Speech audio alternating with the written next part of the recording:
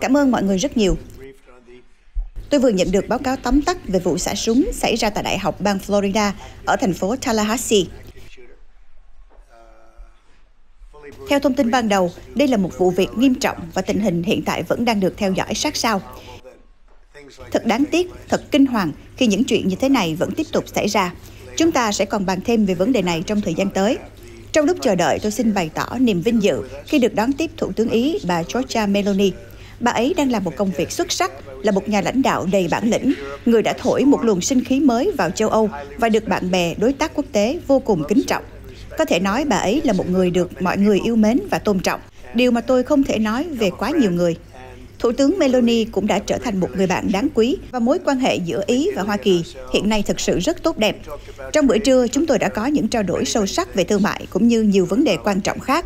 Ngay sau đây, Thủ tướng sẽ có đôi lời chia sẻ. Bà ấy là một người rất đặc biệt và rất cảm ơn vì sự có mặt của bà hôm nay. Cảm ơn ngài rất nhiều, thưa ngài Tổng thống. Cảm ơn ông vì sự chào đón nồng hậu và vì dịp đặc biệt này, một cơ hội quan trọng để chúng ta tiếp tục củng cố mối quan hệ hợp tác và tình bạn lâu đời giữa hai quốc gia.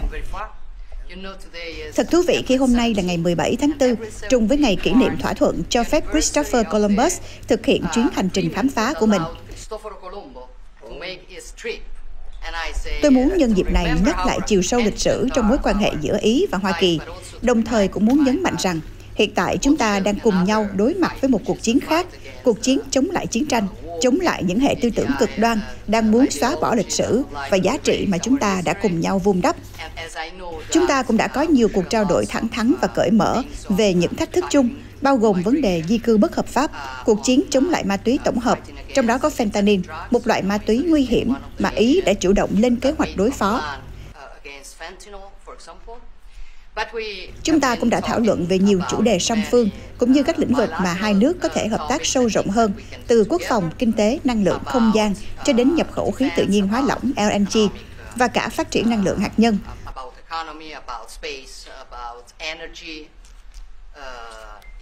Tôi tin rằng vẫn còn nhiều cơ hội để các doanh nghiệp Ý và Mỹ cùng nhau hợp tác, mở rộng đầu tư, như những gì chúng ta đã thấy suốt nhiều năm qua, và sẽ tiếp tục trong tương lai, với con số đầu tư dự kiến lên tới khoảng 10 tỷ đô la.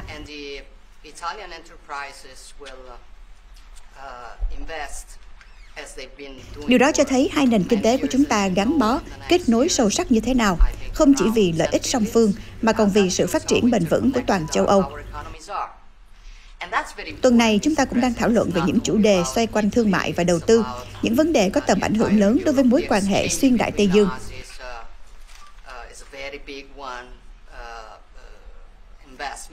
Có lần tôi đã nói rằng tôi tin vào một chủ nghĩa dân tộc phương Tây.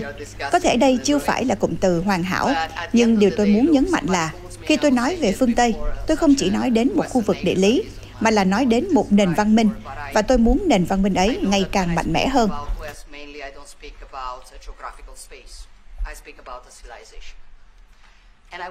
Dĩ nhiên, đôi khi giữa hai bờ Đại Tây Dương cũng có những bất đồng, nhưng chính trong những thời điểm đó, chúng ta cần ngồi lại với nhau, cùng tìm kiếm giải pháp. Tôi cũng muốn nhân dịp này cảm ơn ngài Tổng thống đã chấp nhận lời mời thăm chính thức Rome trong tương lai gần, và hy vọng trong dịp đó, ông cũng sẽ có những cuộc gặp gỡ quan trọng với đại diện châu Âu. Mục tiêu của tôi rất rõ ràng, tôi muốn cùng ông làm cho phương Tây vĩ đại trở lại, và tôi tin rằng chúng ta hoàn toàn có thể và chắc chắn sẽ tiếp tục làm việc cùng nhau vì mục tiêu ấy. Trước khi kết thúc, tôi muốn nói rằng tôi rất tự hào khi hôm nay được ngồi đây với tư cách là thủ tướng của một nước Ý, một quốc gia ổn định, đáng tin cậy, bất chấp những khó khăn của thời cuộc.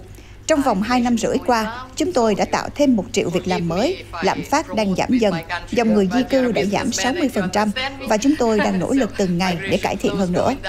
Về vấn đề Ukraine, tôi muốn nhắc lại cam kết của chúng tôi. Cùng nhau, chúng ta đã đứng về phía tự do của Ukraine, và cũng chỉ có cùng nhau, chúng ta mới có thể xây dựng một nền hòa bình công bằng và bền vững.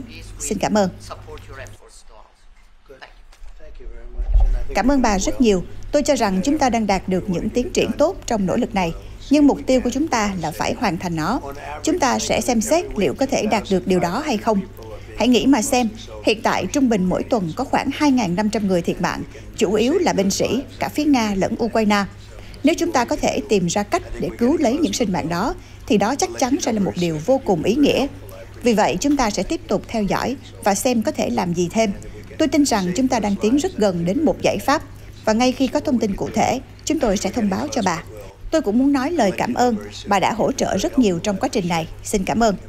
Có ai có câu hỏi nào không? Thưa Tổng thống, ông nghĩ rằng còn bao lâu nữa thì phía Tổng thống Putin sẽ phản hồi đề xuất ngừng bắn của ông? Ngoài ra, liệu ông có cân nhắc áp dụng thuế quan thứ cấp để trừng phạt Nga không? Chúng ta sẽ xem xét điều đó. Tôi nghĩ chúng ta sẽ sớm nghe phản hồi từ họ. Có thể ngay trong tuần này, rất sớm thôi. Chúng ta sẽ xem diễn biến thế nào.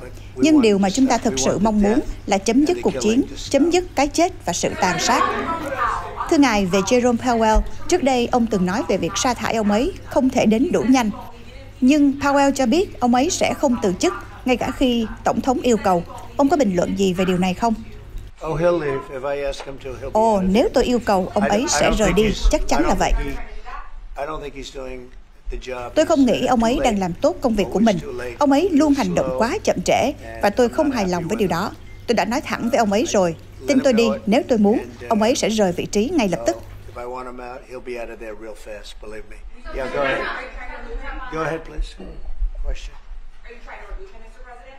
Tiếp tục nào, mời câu hỏi tiếp theo.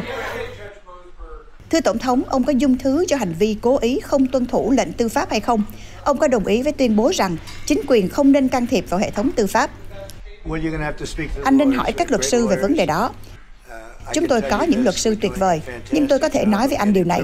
Chính quyền của tôi đang làm rất tốt nhiệm vụ loại bỏ những tên tội phạm mà Biden đã để vào đất nước này qua biên giới mở, những kẻ giết người, buôn bán ma túy.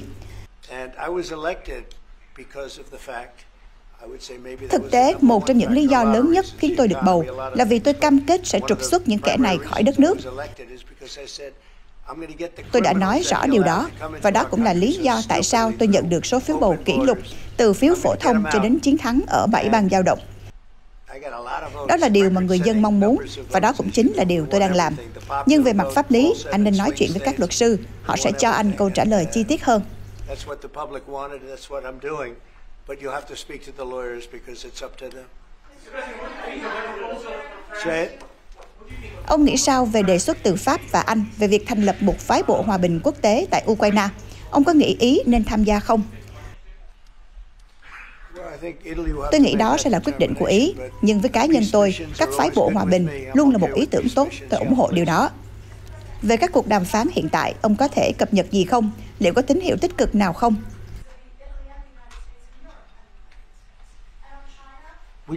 Chúng tôi đã có một số cuộc thảo luận, tuy không dài, nhưng rất hiệu quả. Thực sự tôi nghĩ chúng tôi đang đạt được tiến bộ tốt trong các cuộc đàm phán với nhiều quốc gia. Rất nhiều bên mong muốn đạt được một thỏa thuận, thậm chí còn sốt sắng hơn cả chúng tôi. Scott, anh có thể nói thêm về việc này không?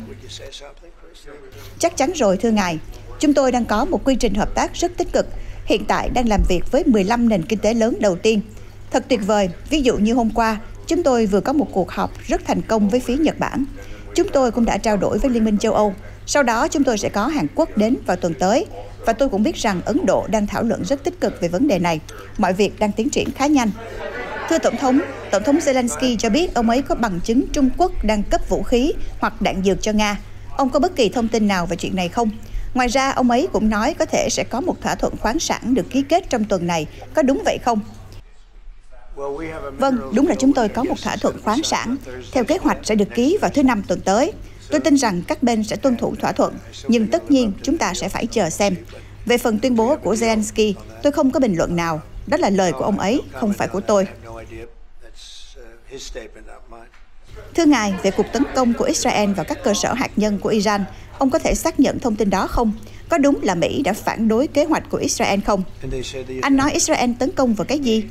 Họ nói ngài phản đối kế hoạch tấn công của Israel nhắm vào cơ sở hạt nhân Iran. Tôi sẽ không nói là phản đối, tôi không vội vàng với bất kỳ hành động nào cả, vì tôi tin rằng Iran có cơ hội trở thành một quốc gia vĩ đại, sống trong hòa bình thịnh vượng, mà không cần đến chiến tranh hay bạo lực. Đó luôn là lựa chọn đầu tiên của tôi. Nếu mọi chuyện không thể đi theo con đường đó, thì lựa chọn thứ hai sẽ rất tệ cho Iran.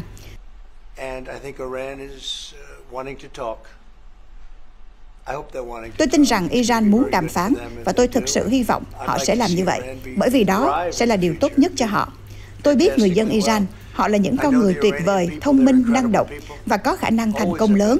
Tôi không muốn làm bất cứ điều gì tổn hại đến ai cả. Nhưng tôi phải nói rõ một điều. Iran không thể có vũ khí hạt nhân. Chuyện này khá đơn giản. Chúng tôi không muốn kiểm soát ngành công nghiệp của họ, không muốn chiếm đất đai hay tài nguyên của họ.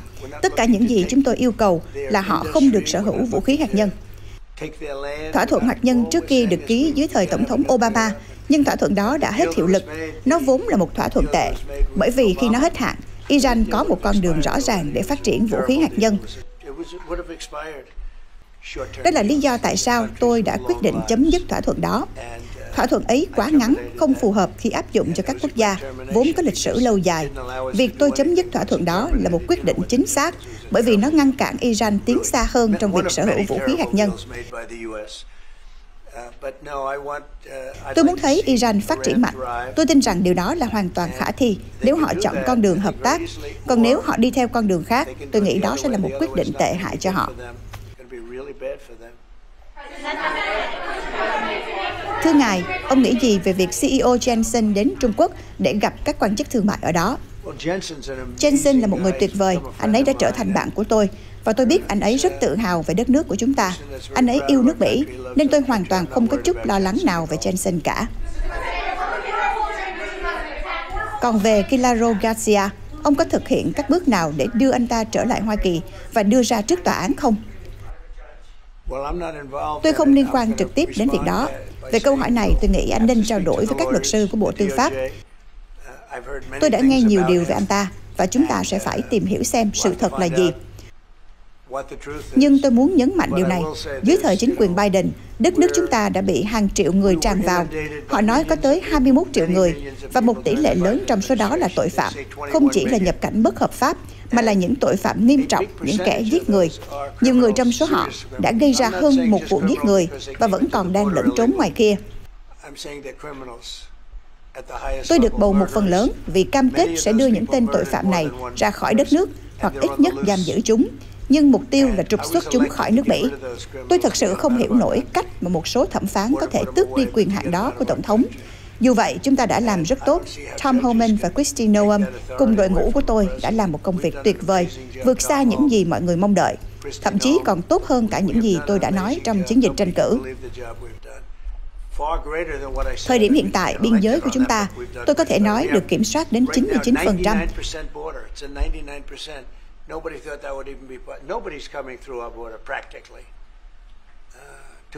Chỉ cách đây 2 tuần, chỉ có 9 người vượt biên và tất cả đều được cho phép vì lý do y tế. Một người bị đau tim, những người khác mắc bệnh và chúng tôi đã xử lý nhân đạo.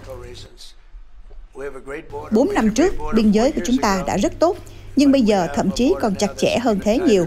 Và chúng tôi chỉ mất vài tuần để thiết lập lại mọi thứ. Chúng ta cần tiếp tục công việc này, cần bắt giữ những kẻ giết người, những kẻ buôn bán ma túy, những người đã từng ngồi tù vì những tội ác kinh khủng.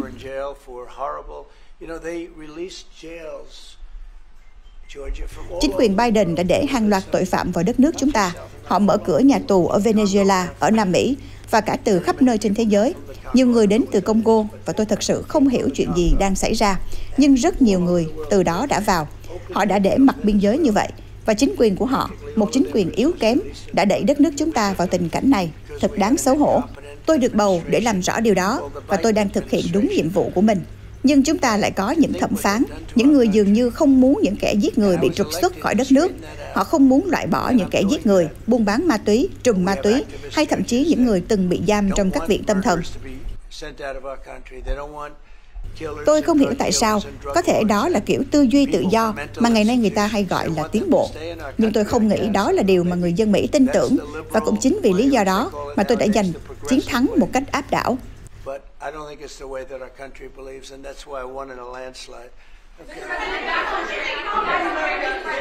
Thưa Ngài Tổng thống, Ngài đã nói rằng Ngài tự tin các thỏa thuận thương mại này sẽ được thực hiện, nhưng cũng nói rằng Ngài không vội vàng. Trong khi đó, người dân Mỹ đang phải đối mặt với giá cả tăng cao. Họ nhìn thấy điều đó hàng ngày qua hóa đơn. Vậy theo Ngài, họ sẽ còn phải chịu đựng nỗi đau này bao lâu nữa? Thực ra tình hình đã tốt hơn rất nhiều rồi, dù tôi biết anh sẽ không thành thật thừa nhận điều đó, vì tôi hiểu rất rõ anh. Giá xăng gần đây đã giảm mạnh. Vừa hôm qua ở một số bang, giá chỉ còn 1,98 đô la một gallon. Giá dầu cũng giảm đáng kể, giá hàng tạp hóa cũng vậy, và đặc biệt là giá trứng.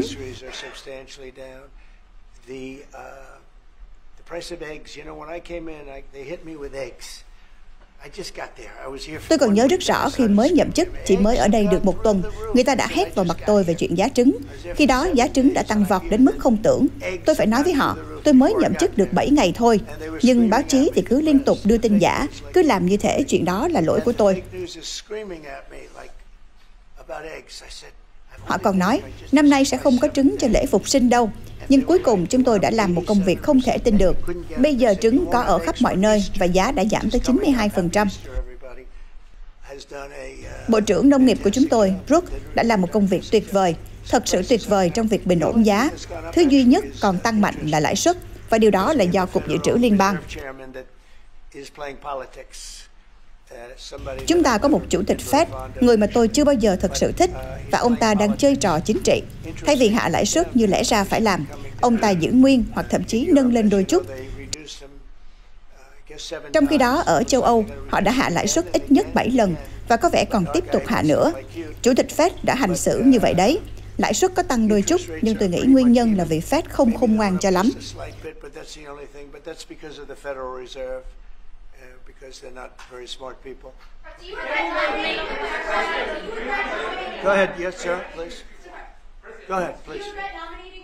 Vậy ý ngài là ngài vẫn sẽ tiếp tục đề cử ông ấy? Nhìn xem, trong 4 năm đầu tiên của nhiệm kỳ, chúng tôi đã có nền kinh tế mạnh mẽ nhất trong lịch sử nước Mỹ.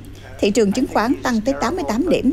Tôi có thể nói ông ấy không phải là người giỏi nhất, nhưng với những gì chúng tôi đạt được thì tôi chẳng thể phàn nàn, vì đó là chính quyền kinh tế thành công nhất trong lịch sử. Tôi nghĩ lần này chúng ta sẽ làm thậm chí tốt hơn nữa. Mọi người sẽ sớm thấy những con số mà chúng ta đang thu về là rất lớn, thật sự rất lớn. Chúng ta đang thu được một lượng tiền khổng lồ nhờ thuế quan. Trước đây chúng ta đã bị đối xử rất bất công trong thương mại, nhưng giờ các quốc gia khác đang dần phải làm quen với thực tế rằng họ không thể tiếp tục lợi dụng nước Mỹ được nữa. Vì lần này chúng ta có một tổng thống thật sự, một người hiểu rõ mọi chuyện. Chúng ta từng có những vị tổng thống, một số người thì thông minh, nhưng họ lại không hiểu về kinh doanh, hoặc đơn giản là họ không thích kinh doanh, hoặc đó không phải là ưu tiên của họ. Và rồi đến chính quyền trước đây, điều duy nhất họ làm giỏi là gian lận bầu cử. Đó là tất cả những gì họ biết làm. Họ không thể làm được gì khác. Họ vô dụng, bất tài và là chính quyền tệ nhất trong lịch sử đất nước chúng ta. Thậm chí còn tệ hơn thời Jimmy Carter. Mà mọi người biết không, Jimmy Carter hẳn đang ra đi một cách thanh thản, vì ít nhất ông ấy không còn phải gánh danh hiệu tổng thống tệ nhất nữa. Danh hiệu đó giờ thuộc về Joe Biden. Tôi tin rằng mọi người sẽ sớm thấy những con số tuyệt vời khi tất cả những việc này hoàn tất. Thật ra nó đang diễn ra ngay lúc này. Ai cũng muốn đạt được một thỏa thuận, và nếu họ không muốn thì chúng tôi sẽ giúp họ đạt được một thỏa thuận, bởi vì đó là điều sẽ xảy ra. Chúng tôi sẽ lắng nghe tất cả mọi người, và tôi tin có thể nói thay cho Scott cùng với những người khác đang làm việc về vấn đề này. Chúng tôi đang lắng nghe và chúng tôi rất công bằng, nhưng cuối cùng chúng tôi là những người thiết lập thỏa thuận và chúng tôi sẽ làm được điều đó. Được rồi, tiếp theo đi. Chúng ta đang có một thủ tướng rất tuyệt vời ở đây.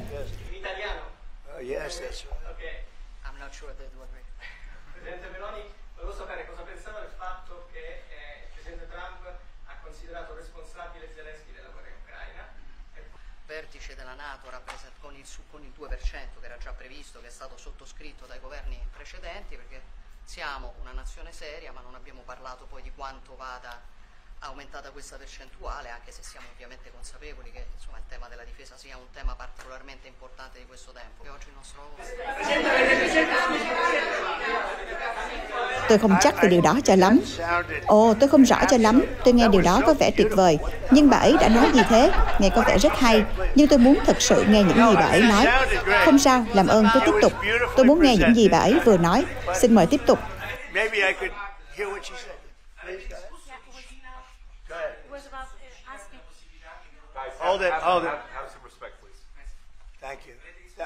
Chờ một chút, tôi muốn nghe những gì bà ấy nói.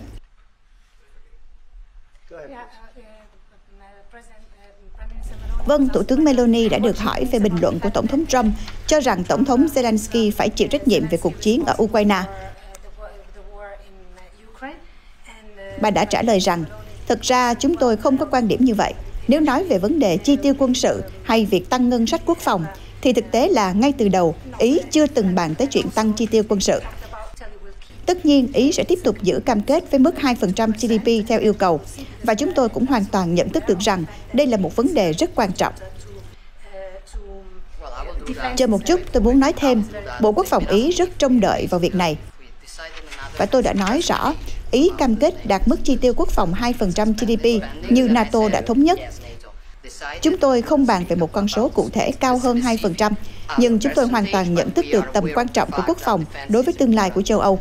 Và không chỉ dừng lại ở đó, chúng tôi còn đang nỗ lực thúc đẩy các dự án hợp tác quốc phòng ở cấp độ châu Âu. Tôi không nghĩ Zelensky chịu trách nhiệm, nhưng tôi không hề hài lòng với thực tế rằng cuộc chiến ấy đã nổ ra. Thẳng thắn mà nói, nếu tôi vẫn là tổng thống, cuộc chiến đó đã không bao giờ xảy ra. Hàng triệu người đã có thể sống sót đến hôm nay, các thành phố đã có thể mở cửa tiếp tục thịnh vượng. Những công trình, những di sản đẹp nhất thế giới giờ đây đã bị tàn phá, bị bom đạn tên lửa xé nát thành từng mảnh. Tôi không hài lòng với ông ấy, cũng không hài lòng với bất kỳ ai liên quan đến chuyện này. Suốt 4 năm nhiệm kỳ của tôi, chiến tranh chưa từng xảy ra, thậm chí không một lần ý nghĩ đó xuất hiện. Tôi từng nói chuyện với Tổng thống Putin rất nhiều lần về chủ đề này. Tin tôi đi, nếu tôi còn là Tổng thống, Nga đã không dám tiến vào đâu. Bây giờ thì tôi đang phải cố gắng hết sức để gây sức ép buộc ông ta dừng lại. Nhưng Nga là một cường quốc quân sự lớn, và nếu bạn tỉnh táo, bạn sẽ hiểu rằng không nên dấn thân vào những cuộc chiến như vậy. Người thực sự nên chịu trách nhiệm là người đã ngồi trên chiếc ghế này, Joe Biden. Ông ấy không biết chuyện gì đang xảy ra. Tôi có thể đảm bảo với mọi người điều đó, và nhiều người cũng đồng ý, nếu tôi là tổng thống, cuộc chiến đó sẽ không bao giờ xảy ra. Tôi không đổ lỗi trực tiếp cho ông ấy, nhưng tôi cũng không thể nói rằng ông ấy đã làm tốt. Tôi chưa bao giờ là một người hâm mộ lớn của ông ấy, thật sự là như vậy.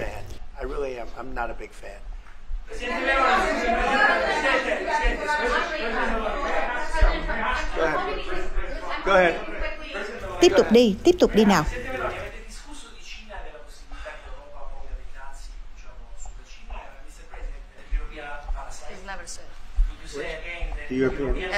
Anh ta hỏi có phải ngài từng nói rằng người châu Âu là ký sinh trùng hay không? Không, tôi chưa từng nói vậy. Tôi thậm chí còn không biết bạn đang nói đến điều gì. Cứ tiếp tục câu hỏi khác đi.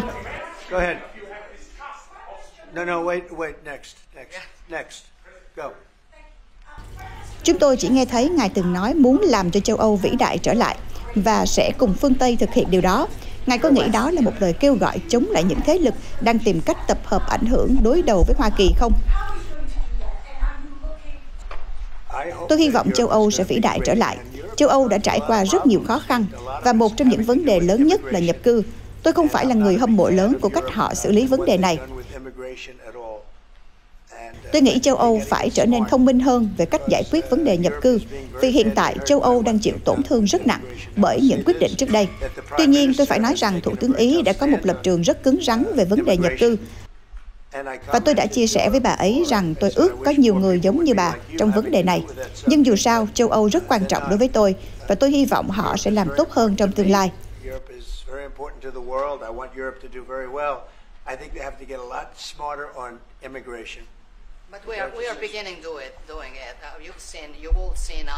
Về vấn đề nhập cư, chúng ta đang dần thay đổi cách tiếp cận.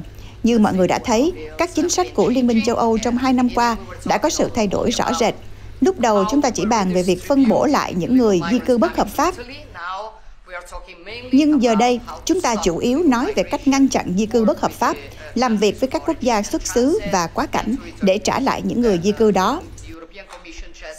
Mới đây, Ủy ban châu Âu đã ban hành các quy định mới về hồi hương và mọi thứ đang dần thay đổi. Những thay đổi này cũng một phần nhờ vào tấm gương mà Ý đã đưa ra trong việc giảm tỷ lệ di cư bất hợp pháp. Chúng tôi đang làm việc cùng nhau, vì vậy tôi rất lạc quan về điều này.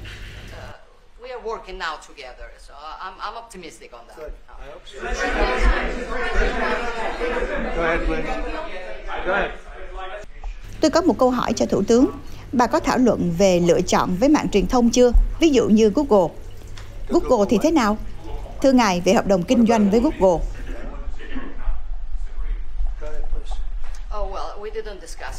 Chúng tôi chưa thảo luận về Google, nhưng chúng tôi đã bàn về không gian quốc phòng. Chúng ta sẽ hợp tác trong các sứ mệnh lên sao Hỏa, và đó là một trong những dự án lớn mà chúng ta sẽ thực hiện cùng nhau.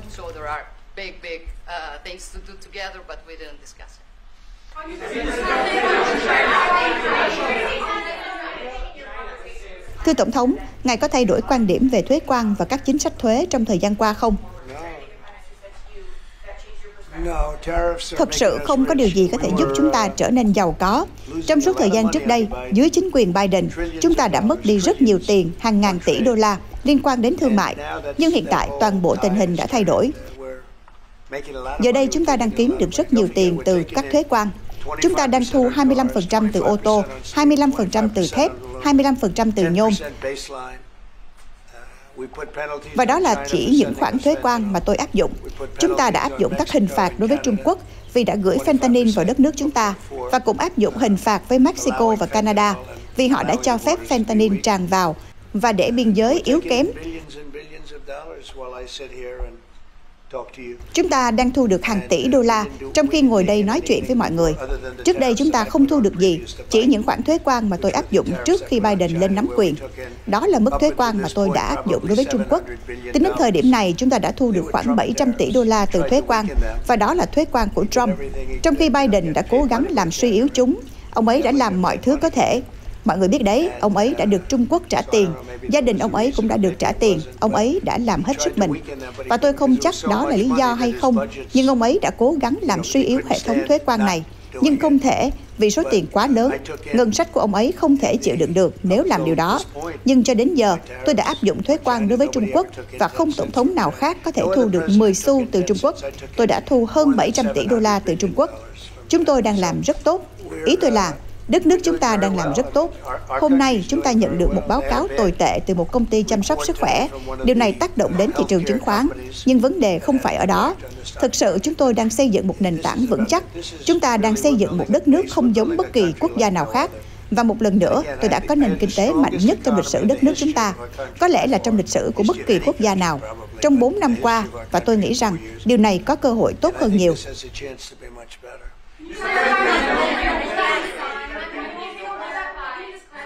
Liệu thỏa thuận có được ký kết tại Nhà Trắng với Ukraine vào thứ Năm không? Tôi không biết chính xác, tôi sẽ để Scott quyết định. Anh nghĩ sao về việc ký kết ở đâu và khi nào?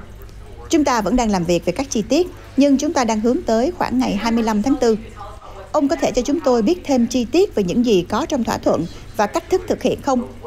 Về cơ bản, đây là những gì chúng ta đã đồng ý với sự hướng dẫn của Tổng thống. Chúng ta đã có biên bản ghi nhớ, và giờ chúng ta sẽ đi thẳng vào thỏa thuận lớn.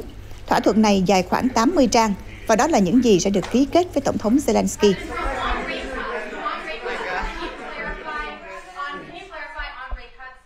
Ông có thể làm rõ về việc cắt giảm lãi suất không? Ông có định sa thải Powell nếu ông ấy không thay đổi lập trường về việc cắt giảm lãi suất, hay đó là thỏa thuận đang được thảo luận? Tôi nghĩ ông ấy nên thực hiện việc cắt giảm lãi suất, vì tôi nghĩ nếu châu Âu đã thực hiện, thì chúng ta sẽ bất lợi hơn châu Âu. Ý tôi là, ông ấy hoàn toàn nằm trong tay họ. Vì vậy tôi nghĩ ông ấy nên thực hiện việc cắt giảm lãi suất. Chúng ta không thực sự có lạm phát ngay bây giờ. Những hàng hóa thiết yếu đang giảm giá, dầu thì tuyệt vời, dầu đang vượt xa kế hoạch, và đó là nhờ vào các chính sách của chúng ta. Nhưng giá dầu hiện đã có giảm xuống mức 60 đô la, 65 đô la một thùng. Tôi đã nói với các bạn rồi, ở một số tiểu bang, giá xăng hiện nay đã xuống dưới 2 đô la, và giá thực phẩm cũng đang giảm. Chúng ta gọi đó là hàng tạp hóa, và đúng vậy, nó đang giảm. Ngoài lãi suất ra, mọi thứ đều giảm. Lãi suất thì đang giữ ở mức khá ổn định. Chúng không tăng, và chúng ta nên cảm thấy hài lòng với điều đó. Nhưng nếu Fed hạ lãi suất, tôi tin rằng nó sẽ có tác động rất tích cực. Chi phí sinh hoạt đang giảm, và chúng ta có rất ít lạm phát. Thực tế, tôi nghĩ có thể nói rằng hiện giờ, chúng ta hầu như không có lạm phát. Rất khó để có lạm phát khi giá dầu đang giảm. Và dầu đã bắt đầu giảm kể từ khi Biden nhậm chức. Trước đó, giá dầu tăng vọt. Đó chính là nguyên nhân gây ra phần lớn các vấn đề của chúng ta, cộng thêm những khoản chi tiêu rất ngu ngốc của ông ấy. Nhưng bây giờ khi giá dầu giảm, và thực sự đã giảm rất nhiều, giá cả mọi thứ cũng đi xuống. Chúng ta đã mở cửa nền kinh tế, và điều đó giúp giảm giá đáng kể. Điều này có nghĩa là người dân, những người lái xe ô tô, giờ đây chỉ phải trả 2 đô la hoặc 2,5 đô la cho mỗi gallon xăng, thay vì 4,5 đô la như trước kia. Và mọi người biết đấy, ngay cả vào phút cuối, họ đã cố gắng. Họ đã cố giảm giá chỉ để phục vụ cho cuộc bầu cử, nhưng cuối cùng họ vẫn thất bại. Thật lòng mà nói, những chính sách của họ chẳng hề tốt đẹp chút nào. Nếu họ thắng, giá dầu bây giờ chắc chắn đã leo lên mức 7 hoặc 8 đô la một gallon, bởi vì chính sách của họ dẫn tới điều đó. Nhưng với chính sách của chúng ta, giá dầu hiện đang ở mức khoảng 2 đô la, thậm chí có thể còn thấp hơn một chút. Và các bạn đang bắt đầu cảm nhận được điều đó rồi đấy. Vậy nên tôi không hiểu làm sao ai có thể nói rằng chúng ta đang có lạm phát khi giá dầu đã giảm mạnh như vậy. Tôi cũng muốn nói thêm rằng Cục Dự trữ Liên bang Fed thật sự nợ người dân Mỹ việc hạ lãi suất xuống. Đó là điều duy nhất họ nên làm lúc này. Và nếu Fed hạ lãi suất, chắc chắn điều đó sẽ tạo ra tác động tích cực. Tôi nghĩ sớm hay muộn thôi, họ sẽ phải đối mặt với rất nhiều áp lực chính trị. Dù sao thì họ cũng là một phần của hệ thống chính trị, và tôi tin sẽ có đủ áp lực để buộc Fed hạ lãi suất.